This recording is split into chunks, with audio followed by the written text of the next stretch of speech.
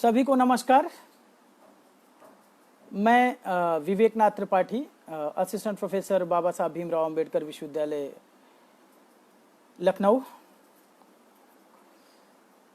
राज्य शैक्षिक अनुसंधान एवं प्रशिक्षण परिषद SCRT लखनऊ के फेसबुक पेज पे आप सभी का स्वागत करता हूं। और आज की परिचर्चा का अवसर देने के लिए मेरे मित्र डॉक्टर प्रदीप जायसवाल जी, शोध प्रवक्ता SCRT लखनऊ का धन्यवाद देता हूं।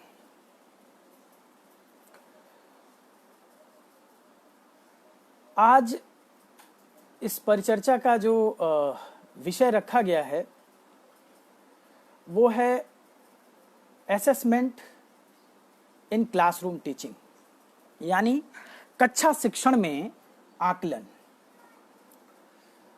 आज इस पूरी परिचर्चा के दौरान दो तीन बिंदुओं पे हम लोग बात करेंगे। असेसमेंट क्या है, इसके क्या प्रकार हैं और कक्षा शिक्षण में किस तरह के असेसमेंट का हम लोग प्रयोग करते हैं,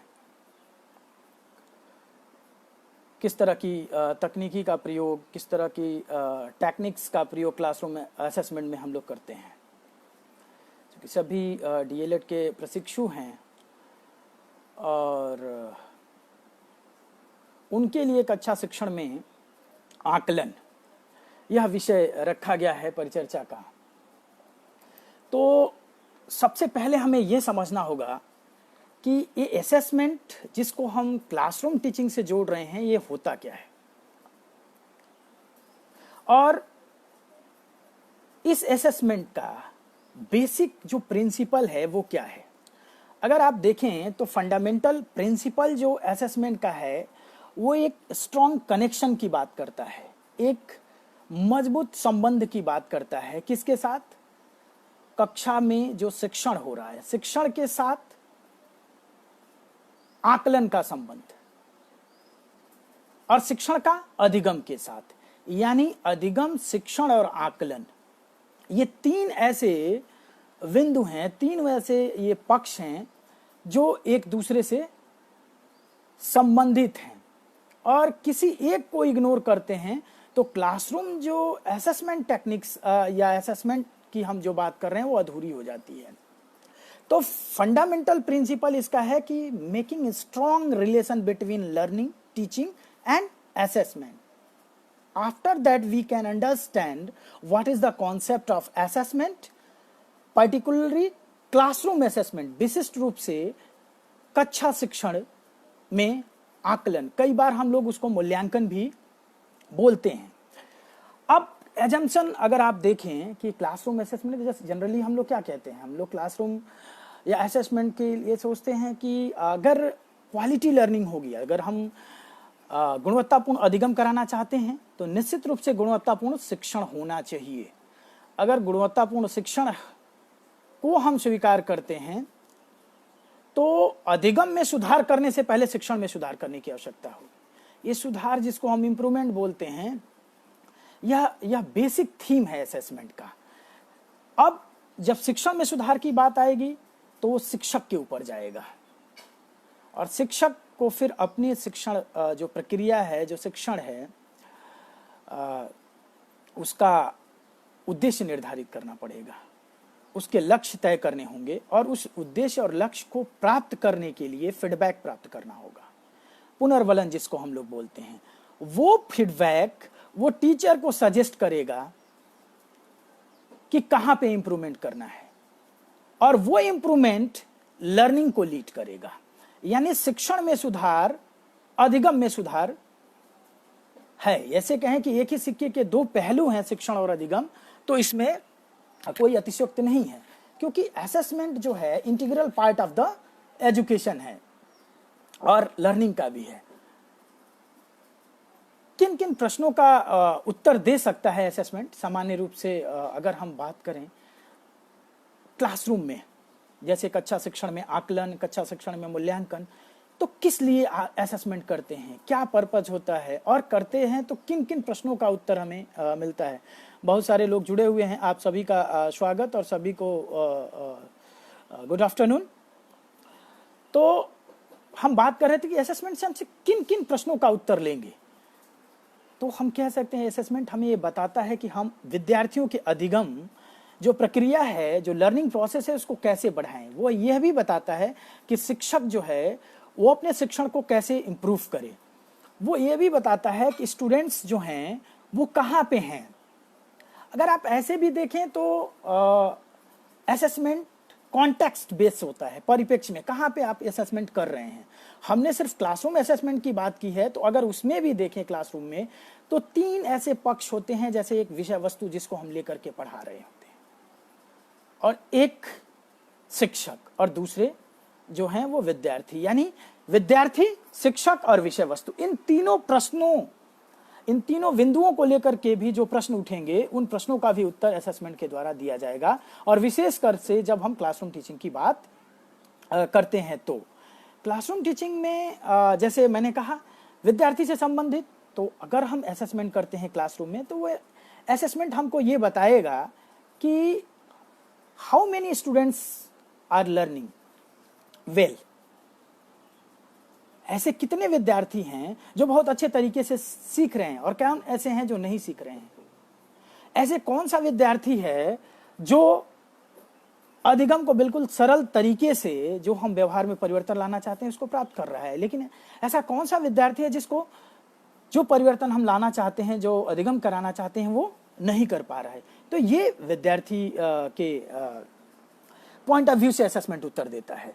शिक्षक के पॉइंट ऑफ व्यू से असेसमेंट ये होता है कि जब शिक्षक असेसमेंट इस उद्देश्य से करता है कि उसका शिक्षण कहाँ तक बच्चों के अधिगम को प्रभावित कर रहा है, एक्सटेंड की बात करता है कि कहाँ तक हमने शिक्षण किया तो उससे विद्यार्थी प्रभावित हो रहे हैं, उनका अधिगम पॉजिटिव या निगेटिव डायरेक्शन में प्रभावित हो रहा है, वो सीख भी पा रहे हैं या नहीं। इन प्रश्नों का भी उत्तर असेसमेंट देता है।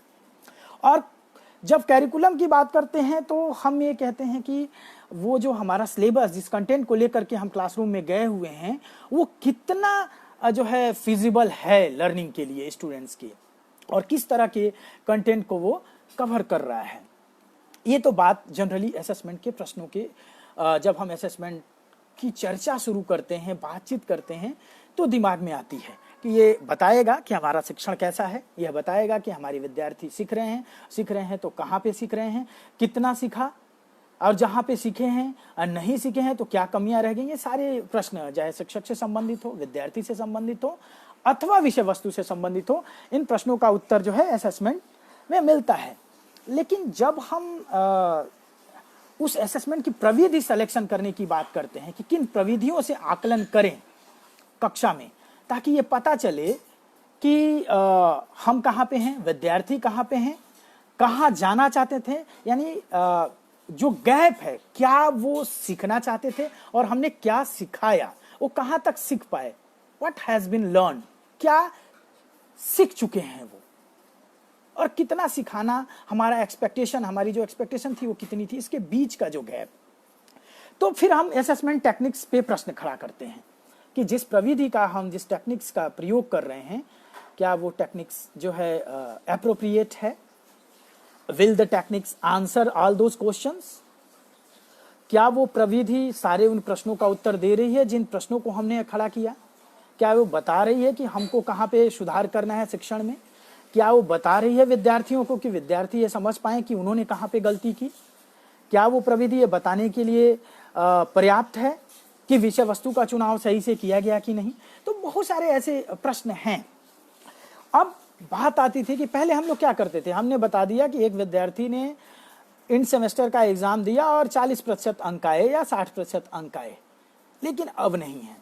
अब क्या है कि आप उस 40% को डिस्क्रिप्शन के साथ बताओगे, उसकी डीएमसी, उसका जो मार्कशीट होगा, जैसे आप लोग डीएलएड के विद्यार्थी हैं, तो जब आप पास आउट करोगे तो आपकी मार्कशीट फर्स्ट डिवीजन के लिए मिलेगी, तो फर्स्ट डिवीजन 65%, 60% जो भी होगा, वो असेसमेंट नहीं है, वो इस बात को नहीं बता रहा है कि आपने कहां पे कमजोरी कर दी, कहां पे सीखा, किसके कारण आपका 65% आया। डिस्क्रिप्शन की बात कर रहा है, तो मतलब हम क्या कर रहे हैं, मेकिंग जजमेंट कर रहे थे, नहीं, अब क्या करना है, जजमेंट के साथ साथ उस जजमेंट के पीछे डिस्क्रिप्शन देना है, तब जाकर के लर्निंग होगी।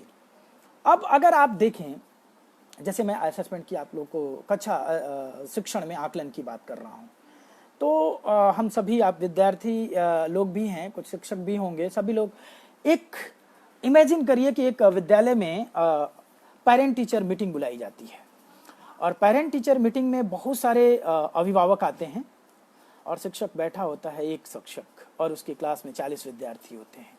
40 जो विद्यार्थी हैं वो 40 तरीके से अध्ययन करते हैं और वो जो शिक्षक है पढ़ाता एक ही विधि से है।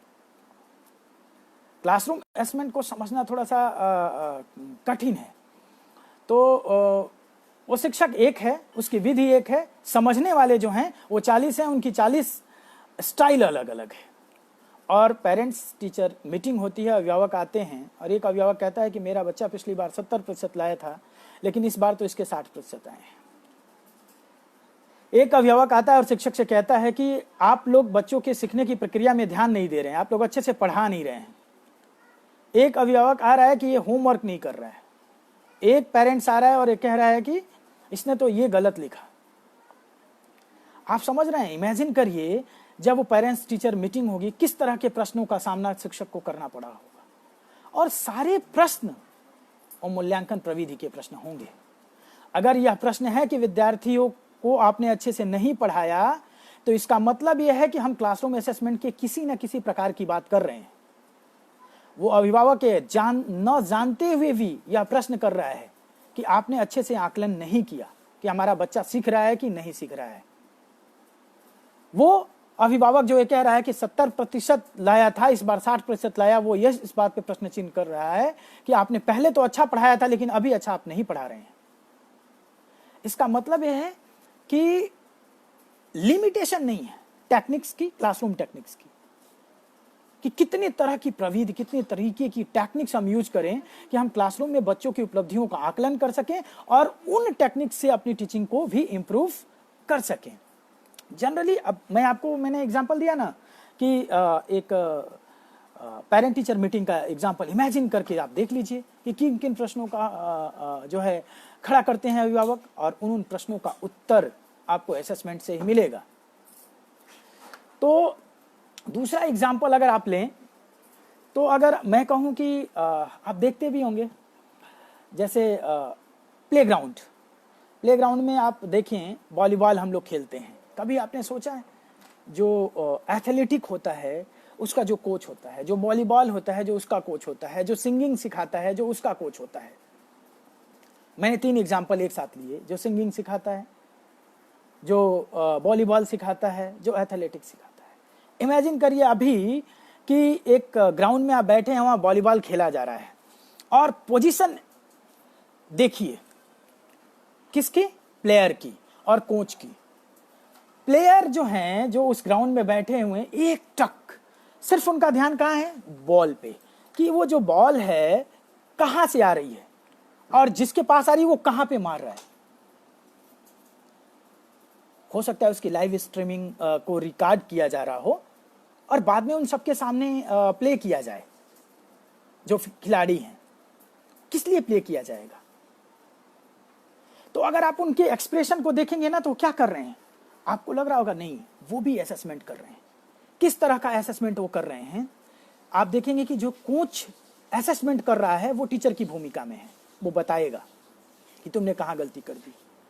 और एक विद्यार्थी जो बॉल की तरफ बिल्कुल एक टक निगाह लगाए हुए है, वो क्या असेस कर रहा है कि किस तरह से रिस्पॉन्सेज आ रहे हैं, इंस्ट्रक्शन कैसे दी जा रही है और हम उसको परसीव कर पा रहे हैं, जितनी कैपेसिटी, जितनी कैपेबिलिटी के साथ कर पा रहे हैं, नहीं पा रहे हैं, रेगुलेट कर रहा है। वो अपनी ही एक्टिविटी, अपनी ही रिस्पॉन्सेज को रेगुलेट कर रहा है। ये भी एक तरह का आकलन। हम बात करेंगे इन सारे एग्जाम्पल इसलिए दे रहे हैं कि आसानी होती है समझने में, जो कि विद्यार्थियों को। सिंगर का मैंने एग्जाम्पल दिया, आप गाना सीखे एक बार में नहीं सीख सकते, 2 बार में अपना ही गाना रिकॉर्ड करके खुद देखते हैं कि हमने कहाँ गलती कर दी, कब सुर, ताल, लैंग, भाषा, जो कुछ भी है उसको रेगुलेट करते हैं। असेसमेंट सिर्फ एक पक्ष नहीं है कि शिक्षक मूल्यांकन कर दिया, हाँ तुमने 70% पाया और पा गए, नहीं। असेसमेंट एक अम्ब्रेला टर्म है, उसके साथ बहुत सारे टर्म्स यूज होते हैं जिसको हम आगे डिस्कस करेंगे। मेजरमेंट होता है, इवेल्युएशन होता है, टेस्टिंग होती है, फॉर्मेटिव, समेटिव, बहुत सारी बातें आती हैं। लेकिन वो अम्ब्रेला इसलिए है क्योंकि उसमें सिर्फ शिक्षक का रोल नहीं है। शिक्षक का रोल तो होता है intent to improve the teaching and learning, लेकिन विद्यार्थी भी उतना ही महत्वपूर्ण है असेसमेंट में, और खास करके एक अच्छा शिक्षण के मूल्यांकन में। मैंने आपको 2-3 परिदृश्य बताए, कुछ एथलेटिक का एग्जांपल दिया, कैसे ट्रेनिंग देता है। एक एग्जांपल मैंने आपको दिया कि आप इमेजिन करिए कि वो जो वॉलीबॉल, फुटबॉल जो खेल रहे हैं, एक प्रकार है। एक शिक्षक इंस्ट्रक्शन देता है, तो अगर मैं ऐसे जनरली आपके सामान्य भाषा में बात करूं तो बता तुमने अच्छा नहीं खेला। अगर अच्छा नहीं खेला तो किसी ना किसी पैरामीटर में बात कर रहा है। पैरामीटर यह है कि जो 12 विद्यार्थियों में सबसे खराब परफॉर्मेंस है वो तुम्हारी है। इसका मतलब उसने किसी पैरामीटर में कंपेयर कर दिया, वो इवैल्यूएशन की बात हो, तुमने अच्छा नहीं किया। और जब वो कहता है कि तुमने इतनी कोशिश की थी और थोड़ी और कोशिश करनी चाहिए थी, तो वो क्या कर रहा है? फॉर लर्निंग की बात कर रहा है। असेसमेंट का एक प्रकार है। क्लासरूम असेसमेंट में इस तरह से आते हैं। तो हमने बहुत सारे एग्जाम्पल आपको दिए। अगर ये एग्जाम्पल एक्सप्लोर करने के लिए है कि किस तरह का असेसमेंट है। एक असेसमेंट शिक्षक ने बताया कि तुमने अच्छा खेला, एक असेसमेंट आप खुद ही कर रहे थे कि मुझे क्या करना चाहिए था। वो कौन सा असेसमेंट है? जब आप खुद अपनी ही एक्टिविटी को रेगुलेट कर रहे हैं, बिल्कुल कॉग्निशन के साथ देख रहे थे कि मुझे कब बॉल को मारना चाहिए था, कितने सेकंड के लिए हमने चूक कर दिया। सेम सिचुएशन इमेजिन करिए क्लासरूम में, कक्षा शिक्षण में। वही परिदृश्य कक्षा में जब शिक्षक जाता है और विद्यार्थी बैठे होते हैं, आप डीएलएड के विद्यार्थी हैं और आपके शिक्षक क्लास में जाते हैं और शिक्षक इंस्ट्रक्शन देता है, और इंस्ट्रक्शन के बाद क्या करता है? महीना 6 महीने के बाद एक एग्जाम लेता है या यूनिट के बाद एग्जाम लेता है और बता देता है कि आपका स्कोर ये है। तो ये किस तरह का मूल्यांकन है? और एक शिक्षक उसी क्लास में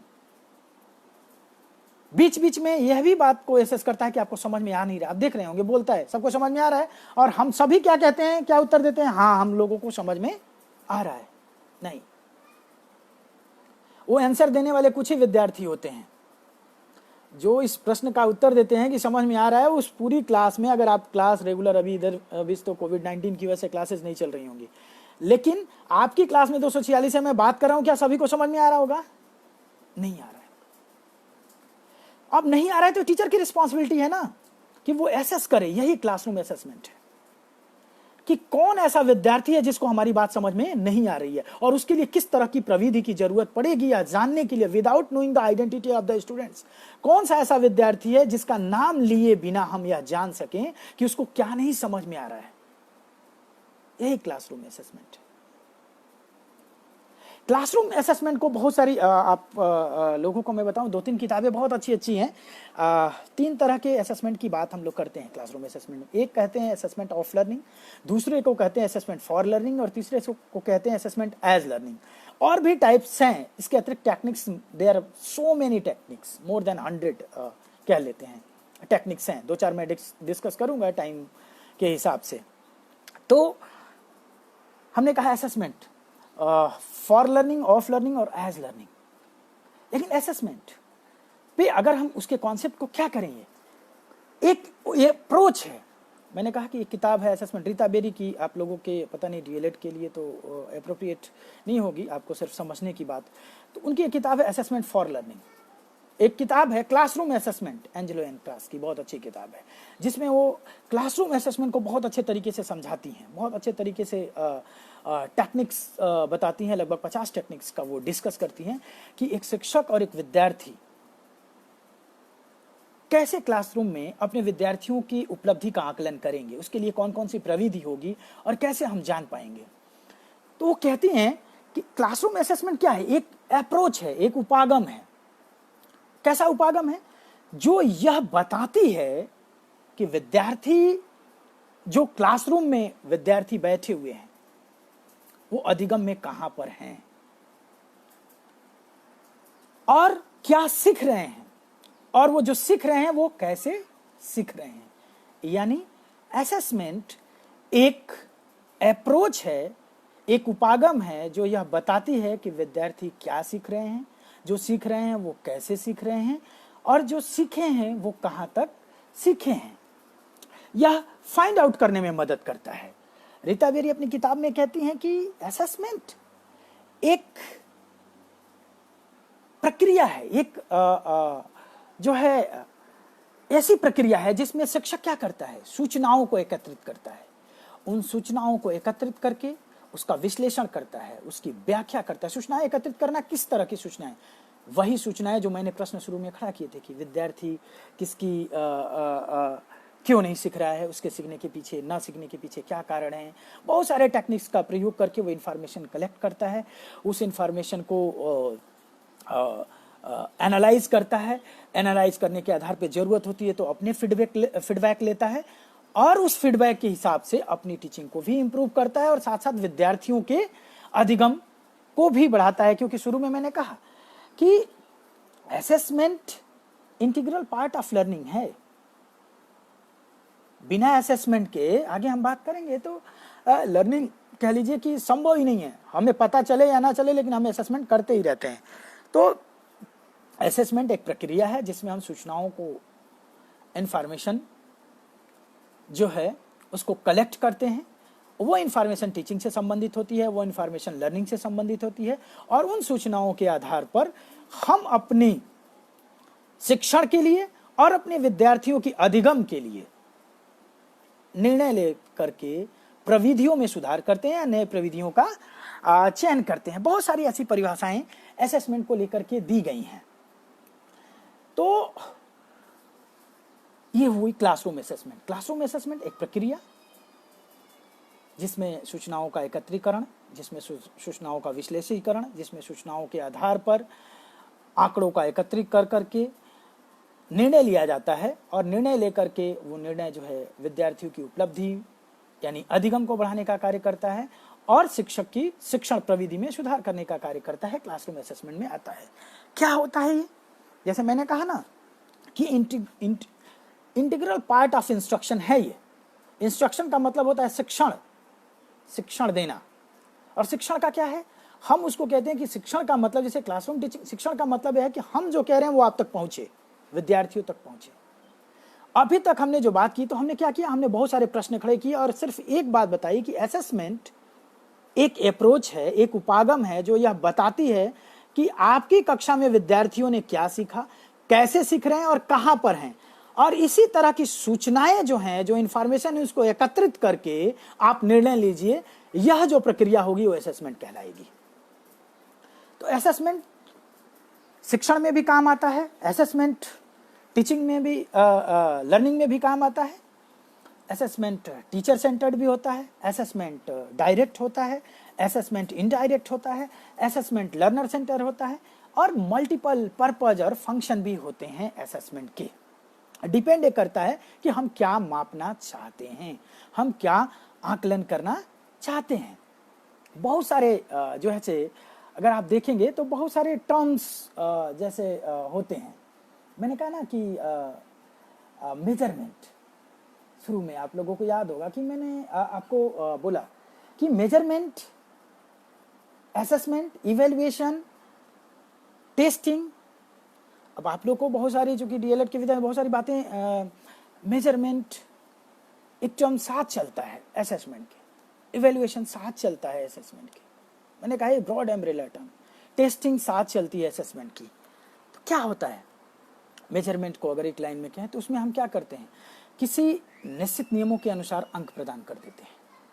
अंक जो मैंने शुरू में आपको एग्जांपल दिया, विद्यार्थी ने 70% अंक लाया, यह मापन है, असेसमेंट नहीं है, मूल्यांकन नहीं है। उसकी उपलब्धि के आधार पे यह बता दिया गया कि 70%, ये असेसमेंट नहीं है, ये क्वांटिफिकेशन ऑफ स्कोर है। उस विद्यार्थी की जो उपलब्धि है उसका मात्रात्मक मापन है, क्वांटिफाई कर देना। प्रोसेस ऑफ क्वांटिफिकेशन को हम मेजरमेंट में रखते हैं, लेकिन असेसमेंट में ये सब साथ साथ चलते हैं। असेसमेंट कह लीजिए कि बिना मेजरमेंट के होगा ही नहीं, पहले आपको एसएस ही करना पड़ेगा। कैसे जो है करेंगे, मेजर ही करना पड़ेगा, तब असेसमेंट होगा। तो इस तरह से ये सारे ओवल। इवैल्यूएशन में हम क्या करते हैं, जब, जैसे मैंने आपको बहुत पहले बताया था कि 70% जैसे हम कहते हैं कि आपने 70% पाया, या हमने कहा कि आपने सबसे अच्छा खेला। जैसे ही हमने सबसे अच्छा खेलने वाली बात कही, क्योंकि इसमें 1 घंटे की क्लास में बहुत सारा डिस्कशन, वो सारी चीज़ें नहीं कवर की जा सकती, अदरवाइज सिर्फ असेसमेंट, सिर्फ मेजरमेंट, फिर यही बात हो सकती थी। तो जो हम बात कर रहे थे कि उसने सबसे अच्छा खेला, तो जो सबसे अच्छा खेला इसका मतलब हम इवैल्यूएशन की बात कर रहे हैं। हमने किसी पैरामीटर में उस बच्चे को बताया कि उसने सबसे अच्छा खेला, वो पैरामीटर उसके विद्यार्थी, सोशल, जो भी मानक हमारा होगा, उस मानकों के संदर्भ में हमने उसको एक जजमेंट दिया, एक वैल्यू दिया, वो इवैल्यूएशन हुआ, वो असेसमेंट नहीं है। इस तरह से क्लासरूम असेसमेंट में जो बेसिकली हमने आपसे बात की कि 3 तरह के असेसमेंट की क्लासरूम में जनरली डीएल के विद्यार्थियों की हम बात करें तो वो आती है। पहला जिसको हम बोलते हैं असेसमेंट ऑफ लर्निंग, दूसरा जिसको बोलते हैं हम असेसमेंट फॉर लर्निंग, और तीसरा जिसको हम बोलते हैं असेसमेंट एज लर्निंग। ये सारी अगर आप देखेंगे जितना अभी तक मैंने डिस्कशन किया, ये सारे आगे अब इसी में आएंगे। असेसमेंट ऑफ लर्निंग, जैसे मैंने कहा ना कि 70% eight the end of examination, तो ये जो है समेटिव इन नेचर होता है। आपने पढ़ा होगा समेटिव इवैल्यूएशन, फॉर्मेटिव इवैल्यूएशन, उसी का है, उसी को कह लीजिए कि एक रिसेंट ट्रेंड है, या अगर आप और उसको समझेंगे तो जो बिहेवियरल जो हमारी लर्निंग थ्योरी है वो इन्फ्लुएंस करती रहती हैं मूल्यांकन और आकलन की प्रविधियों को। जो व्यवहारवादी हैं वो इस बात पे विश्वास करते हैं कि असेसमेंट को हम देखते हैं असेसमेंट ऑफ लर्निंग के रूप में, लेकिन जो कंस्ट्रक्टिविज्म वाले हैं वो देखते हैं कि असेसमेंट फॉर लर्निंग के रूप में। क्यों? इन्फ्लुएंस होता है। वो मानते हैं कि सिर्फ यह बता देना नहीं कि आपने 40% पाया यही आकलन, नहीं, आपको यह बताना पड़ेगा कि ये 40% की जो प्रोसेस थी वो क्या थी, और जो शिक्षण आप कर रहे थे उसमें कहाँ पे थे उनका स्कोर, और कहाँ पे कैसे वो सीख रहे थे और क्या नहीं सीख पा रहे थे, उसका डिस्क्रिप्शन, वो तो शिक्षक के पॉइंट ऑफ व्यू से। तो जो हमारे हम लर्निंग थ्योरी में पढ़ते हैं ना, बहुत सारे स्कूल ऑफ थॉट हैं, स्कूल ऑफ साइकोलॉजी हैं, तो उसी में से 2-3 जो मैं कहता हूँ कॉग्निटिव साइंस जो हमारा है वो इस बात पे विश्वास नहीं करता है। वो कहता है कि सिर्फ यह कह देना पर्याप्त नहीं है, और वो ना ही वही एक असेसमेंट का पार्ट होगा। तो वो कहता है कि असेसमेंट शिक्षक, विद्यार्थी और विषय वस्तु तीनों को लेकर के जो किया जाए। आगे हम बात करेंगे। तो assessment of learning, assessment of learning क्या है? जैसे अगर आप देखेंगे तो रीता बेरी कहती हैं कि ये असेसमेंट जो ऑफ लर्निंग है ये एसोसिएटेड होता है बिहेवियरल थ्योरी से, जिसमें वो जजमेंट देते हैं।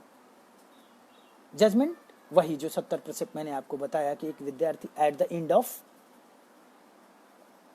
टीचिंग और at the end of examination वो प्रोडक्ट ऑफ लर्निंग की पे फोकस करते हैं। असेसमेंट ऑफ लर्निंग एक प्रकार का ऐसा कक्षा शिक्षण में आकलन, एक ऐसा कक्षा शिक्षण में मूल्यांकन जो इस बात पे जोर देता है, जो इस बात पे बल देता है कि विद्यार्थी शिक्षण के बाद एक निर्णय दे देना, वो निर्णय पब्लिक डोमेन में देना कि उसके पेरेंट्स जाने कि उसके विद्यार्थी ने क्या, उसके बच्चे ने क्या सीखा है, उसका स्कोर क्या है, सोसाइटी जाने, और उसका जो एक उसके पास उसकी डिटेल एक स्नैपशॉट होगा।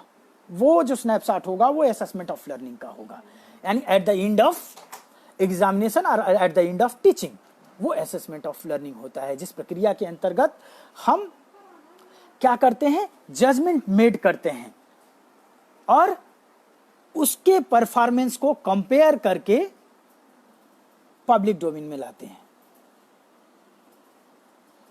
तो इस तरह से वो जो है असेसमेंट ऑफ लर्निंग हो गया। बहुत सारी परिभाषाएं असेसमेंट ऑफ लर्निंग पे भी आती हैं। असेसमेंट ऑफ लर्निंग के अतिरिक्त जो दूसरा जो आता है वो है असेसमेंट फॉर लर्निंग। अब असेसमेंट ऑफ में हमने क्या देखा, अभी हम तीनों का पैरेलल डिफरेंस समझने की कोशिश करेंगे। असेसमेंट ऑफ में हमने देखा कि उसमें टीचर क्या कर रहा है, डिस्क्रिप्शन दे रहा है, और डिस्क्रिप्शन एक स्नैपशॉट के रूप में है, एक इंड सेशन एग्जाम के रूप में है, एक डिटेलिंग के रूप में है, जिसको बच्चा लेकर के जाता है, अपने पेरेंट्स के साथ डिस्कस करता है, खुद डिस्कस करता है। उसको ये पता नहीं होता है कि उसने कहाँ पे गलती की, क्यों उसके कम नंबर आए, क्यों उसके अधिक नंबर आए, इन सारी बातों का कोई जिक्र नहीं होता है। सिर्फ बता दिया जाता है कि तुम्हारा ये स्कोर है। असेसमेंट में। तो असेसमेंट फॉर लर्निंग जो है, दूसरा जो हमने कहा कि क्लासरूम में जो टर्म्स आता है assessment for learning. Assessment for learning में हम क्या करते हैं, इसमें जो टीचिंग है वो जो लर्निंग के साथ इंटीग्रेट कर दी जाती है, जोड़ दी जाती है। जैसे कहें कि ऑनगोइंग प्रोसेस, जैसे हम लोग पढ़ते थे ना फॉर्मेटिव असेसमेंट, इसके पहले वाला जो था समेटिव इन नेचर होता था, assessment of learning summative in nature, लेकिन assessment for learning formative in nature, ongoing process. इसमें हम एंड पे नहीं जाते, हमने जो शिक्षण किया उसके पैरेलल ही डिस्क्रिप्शन हमारा चलता रहता है, उसके पैरेलल ही हम डिस्क्रिप्शन ये देते रहते हैं कि how much learning take place, कितना अधिगम हुआ, यह पैरेलल साथ साथ ही चलता रहता है। जरूरत होती है उसमें मॉडिफिकेशन भी करते रहते हैं। जरूरत के हिसाब से असेसमेंट फॉर लर्निंग में टीचर अपने टीचिंग बिहेवियर में असेसमेंट कर करके मॉडिफिकेशन करता रहता है। इसीलिए इंटीग्रेशन की बात की गई है कि assessment for learning integration between learning and teaching. तो शिक्षक और विद्यार्थी, अधिगम और शिक्षण दोनों को पैरेलल लेकर के चलते हैं और उसके साथ देखते रहते हैं कि हमने, और सिर्फ यही देखते हैं ऑलमोस्ट वो सारे प्रश्न कि बच्चे कहाँ सीख रहे हैं, कौन सा बच्चा कितना सीखा, किस बच्चे ने कहाँ पे नहीं सीख पाया, ऑनगोइंग प्रोसेस की बात करते हैं, इन बिटवीन लर्निंग प्रोसेस। मैंने कहा ना कि शिक्षण का मतलब यह है कि विद्यार्थियों तक अपनी बात पहुंच जाए। अगर वो नहीं पहुंच पा रही है इसका मतलब कहीं ना कहीं गड़बड़ है, और कहीं ना कहीं जो गड़बड़ है वो इन्हीं तीनों जो प्रकार हैं, assessment of learning, assessment for learning और असेसमेंट एज लर्निंग, इसी से पता चलेगा। और इसमें जो दूसरा है उसमें खास करके वो टीचर डायरेक्टेड होता, उसमें पता चलेगा। अब इसके लिए डिफरेंट टेक्निक्स टीचर लगा सकता है कि फीडबैक ले कि विद्यार्थियों को समझ में आ रहा है नहीं आ रहा है, क्या करेगा वो उसके ऊपर डिपेंड करता है। तो ये ऑनगोइंग प्रोसेस होती है असेसमेंट फॉर लर्निंग, जिसमें हम इंफॉर्मेशन को गैदर करते हैं, उन इंफॉर्मेशन को एनालाइज करते हैं, एविडेंस जनरेट करते हैं, और उस एविडेंस के आधार पे हम डिटर्मिनेट करते हैं अपनी लर्निंग स्ट्रैटेजी को, टीचिंग स्ट्रैटेजी को। यह तय करते हैं कि हम कहाँ पे हैं, हमको कहाँ पे जाना है। रीता बेरी अपनी किताब में कहती है कि assessment associated with the construct view of learning, यानी असेसमेंट फॉर लर्निंग किसके साथ एसोसिएटेड है, constructivist view of learning which aim to understand what the learner can do और कैन नॉट डू। क्या अधिगम करता कर सकते हैं और क्या नहीं कर सकते हैं। जब वो क्लासरूम असेसमेंट में असेसमेंट फॉर लर्निंग की जो उनकी किताब है उसमें वो लिखती हैं कि असेसमेंट फॉर लर्निंग जो है वो construct visit view of learning को शामिल करती है, और वो व्यू ये कहता है कि इस तरह का असेसमेंट ये बताता है ड्यूरिंग द प्रोसेस ही, जिसमें हम इस सूचनाओं को संग्रह करते हैं, वो ये बताता है कि क्या विद्यार्थी कर सकते हैं और क्या विद्यार्थी नहीं कर सकते हैं। मोर एम्फेसाइज इसमें जो होता है वो होता है rather than the product of learning, यानी प्रोडक्ट ऑफ लर्निंग की अपेक्षा लर्निंग पे ज्यादा फोकस होता है इसमें।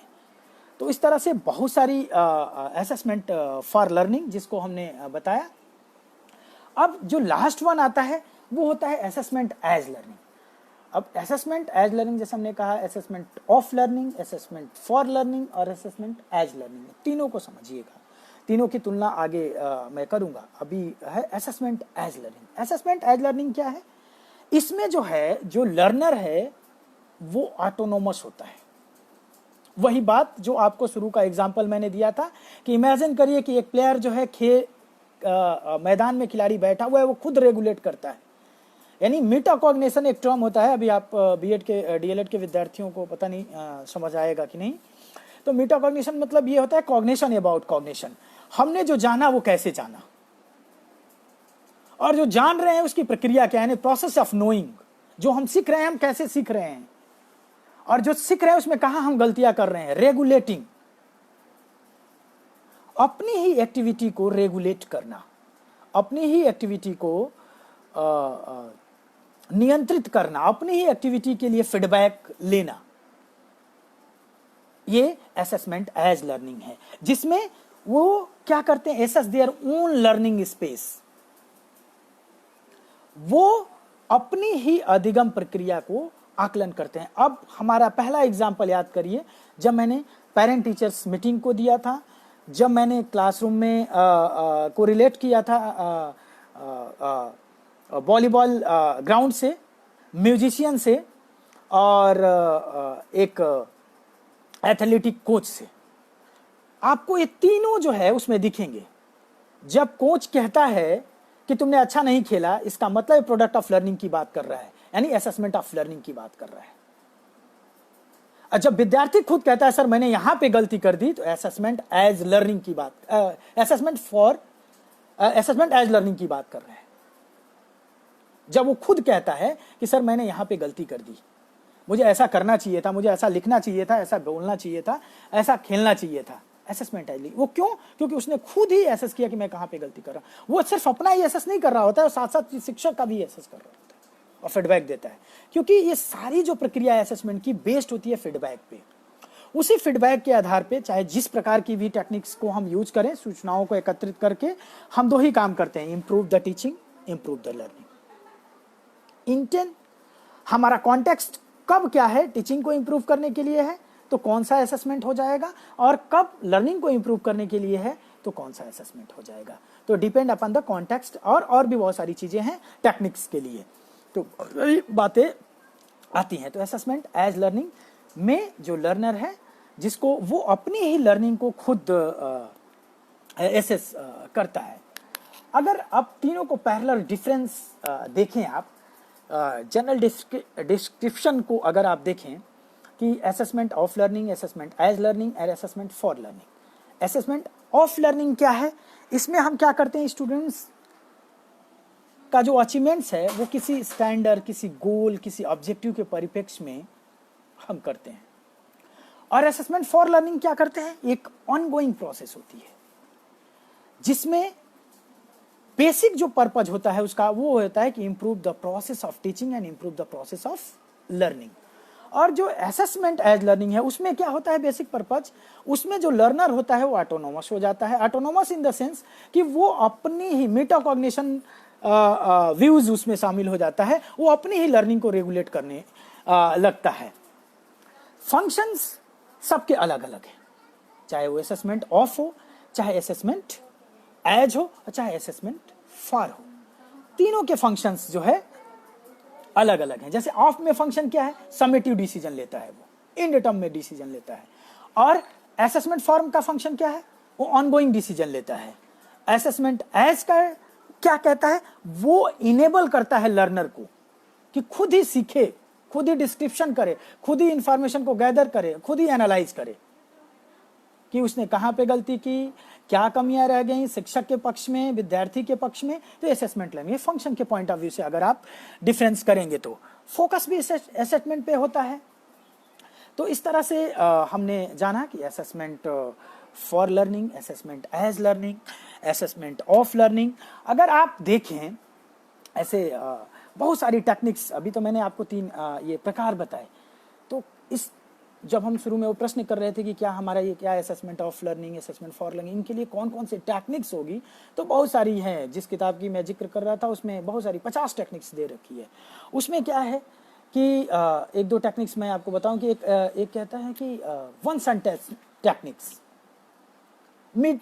मडिएस्ट point techniques, background knowledge techniques.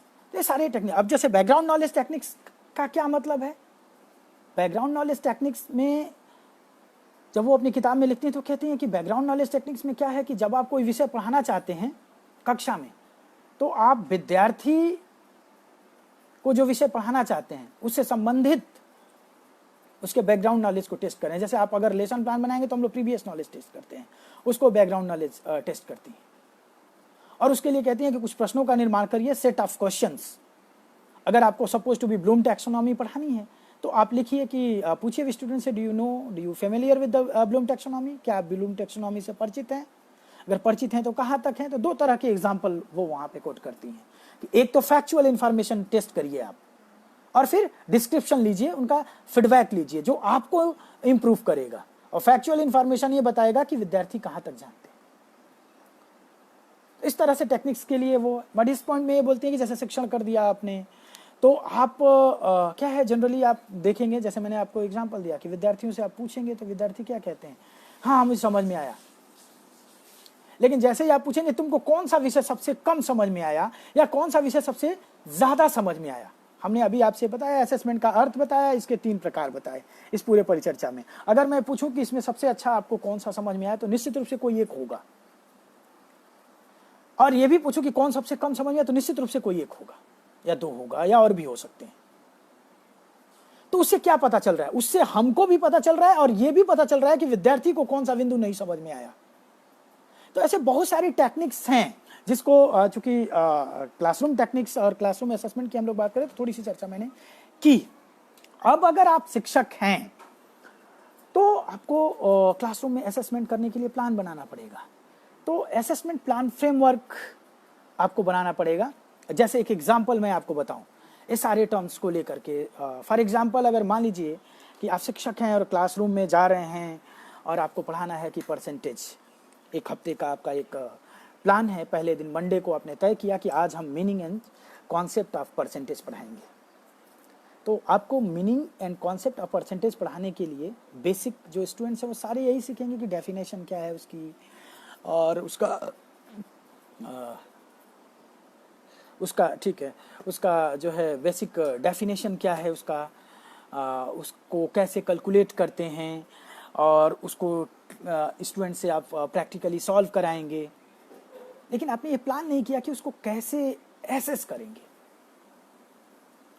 और किस तरह का असेसमेंट वहां पे इन्वॉल्व होगा।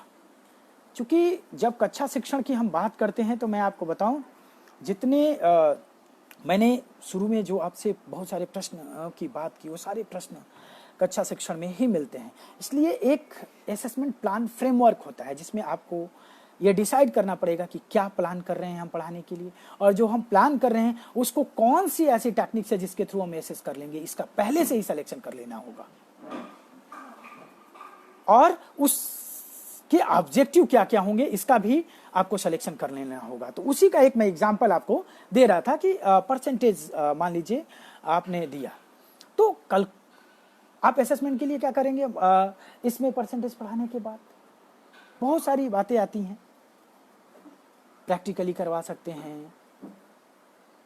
लेकिन ये बातें कैसे पता चलेगी कि किसको नहीं समझ आया, उसके लिए हमें टेक्निक्स यूज करनी पड़ेगी। तो क्या कर सकते हैं, जैसे जनरली दिमाग में आगे चलो बच्चों को बुलाते हैं, ब्लैक बोर्ड पे सबसे 1 बाय 1 लगाते हैं तो पता चल जाएगा कि सबको नहीं। लेकिन उसमें क्या है, वो बच्चा जिसको नहीं समझ आया वो आपकी क्लास में आ जाएगा, हो सकता है सबके सामने आए तो उसको एक होता है ना कि सर ने सबके सामने बुला दिया और मुझे तो आ ही नहीं रहा है। तो ऐसी कौन सी प्रविधि हम यूज करें कि बिना सबके सामने उसकी आइडेंटिटी को डिस्क्लोज किए हुए हम जान लें कि इस बच्चे को यह बात समझ में नहीं आई।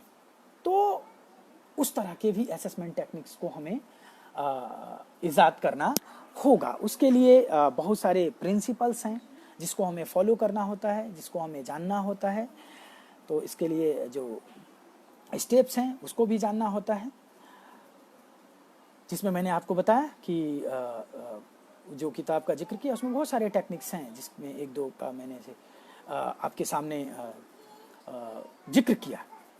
आप जैसे ही प्रश्न पूछेंगे विद्यार्थी उसकी समझ में आ रहा है, सारे उसमें से एक ग्रुप होगा बच्चों का, वो कैप्चर कर लेते हैं पूरी क्लास को, बोलते हैं हाँ समझ में आया। How is it possible to know each and every students, कि सारे विद्यार्थियों को हम जाने कि किस विद्यार्थी को नहीं समझ में आया। इसीलिए हम असेसमेंट प्लान की बात कर रहे हैं। तो you have to design assessment plan as per the guideline of particular, कह लीजिए कि जब आप जो प्लानिंग स्टेज आपकी टीचिंग की होती है उसी में आप इस बात का मेंशन करेंगे, उसी में इस बात का जिक्र करेंगे कि आपका जो असेसमेंट प्लान होगा वो क्या होगा, कैसे आप मेजर करेंगे, उसके ऑब्जेक्टिव क्या होंगे, लर्निंग कौन कौन सी आप मेजर करने जा रहे हैं, किस इशू को एड्रेस करने जा रहे हैं, एलोकेशन होगा क्या आपके असेसमेंट का, कौन सा डोमेन का असेसमेंट करेंगे आप, चॉइस क्या होगी असेसमेंट टाइप की, सिलेक्शन क्या होगी, टेक्निक्स क्या होगी आपके असेसमेंट की। तो सारी जो है वो प्लान में हमारे मेंशंस होगा। और after that you will take the decision कि how we will improve the learning and you will improve the teaching. उसके बाद हम जब हमारे पास आएगा और उसमें आपको असेसमेंट की जरूरत पड़ेगी, असेसमेंट फॉर की भी हो सकती है, ऑफ की हो सकती है, एज की हो सकती है। अपार्ट फ्रॉम दिस और भी बहुत सारी टेक्निक्स हैं जिसकी जरूरत हमको पड़ सकती है या जानने के लिए कि विद्यार्थी कैसे सीखते हैं।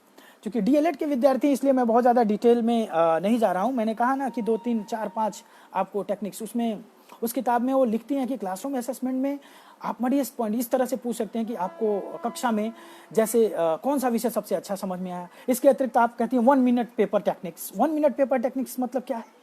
उसमें आप अपना नाम मत लिखिए। वो ये भी कहती हैं कि question answer techniques, memory matrix की बात करती हैं। मेमोरी बहुत सारे डिजाइन एक टेक्निक्स पे डिस्कस करने के लिए समय चाहिए। तो इस तरह से फिल इन द ग्लैप, जो फिल इन द ब्लैंक हम लोग जो क्वेश्चन करते हैं उसमें भी एक टेक्निक्स उन्होंने सजेस्ट किया। तो बहुत सारी इस तरह की टेक्निक्स, क्लासरूम असेसमेंट टेक्निक्स जो हैं जिसको हम अपनी कक्षा में प्रयोग कर सकते हैं। और कक्षा शिक्षण में आकलन के लिए आज की परिचर्चा में हमने आपको जो है 2-3 बिंदुओं पे बात की। कुछ प्रश्न किए कि असेसमेंट किन किन प्रश्नों का उत्तर देता है। तो यह बात हमें समझ लेनी चाहिए कि असेसमेंट जो है वो integral part of learning and teaching है, या कहें कि विदाउट असेसमेंट टीचिंग और learning can not take place. यानी बिना असेसमेंट के अधिगम और शिक्षण नहीं हो सकता। डिपेंड करता है कि हमारी इंटेंशन क्या है। हम टीचिंग को इंप्रूव करना चाहते हैं, क्योंकि जैसे ही मैंने शुरू में कहा था कि अगर आप देखें कि शिक्षण और अधिगम, गुणवत्तापूर्ण अधिगम के लिए अगर गुणवत्तापूर्ण शिक्षण आवश्यक है तो गुणवत्तापूर्ण अधिगम के लिए सबसे पहले इंप्रूव इन टीचिंग आवश्यक है, यानी शिक्षण में सुधार आवश्यक है। उसके बाद असेसमेंट की मैंने बात की कि असेसमेंट, क्लासरूम असेसमेंट क्या है? एक अप्रोच है, एक उपागम है, एक प्रक्रिया है जिसमें विभिन्न सूचनाओं का संग्रह किया जाता है। उन सूचनाओं को एकत्रित करके, उन आंकड़ों को एकत्रित करके विश्लेषण किया जाता है और विश्लेषण के आधार पे, परिप्रेक्ष्य के बेस पे, कॉन्टेक्स्ट के बेस पे निर्णय लिए जाते हैं और वो टेक्निक्स का सिलेक्शन किया जाता है, चाहे वो इम्प्रूव करने की, लर्निंग इम्प्रूव करने की बात हो या टीचिंग इम्प्रूव करने की बात हो।